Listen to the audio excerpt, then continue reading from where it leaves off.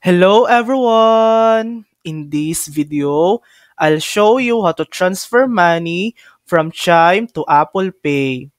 First, open your Apple Wallet and tap the plus icon at the top.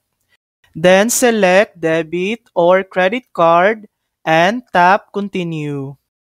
Now, hold your phone over your Chime card so your camera can scan it, or you can enter the details manually.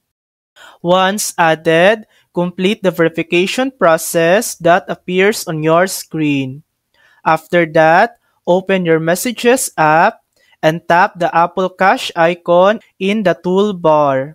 Enter the amount you want to send, choose your Chime card as the payment source, and tap Send. The money will now move to your Apple Cash balance, ready for you to use with Apple Pay. And that's it. That's how to transfer money from Chime to Apple Pay. Thanks for watching. If this video helped you, please like and subscribe for more helpful tutorials.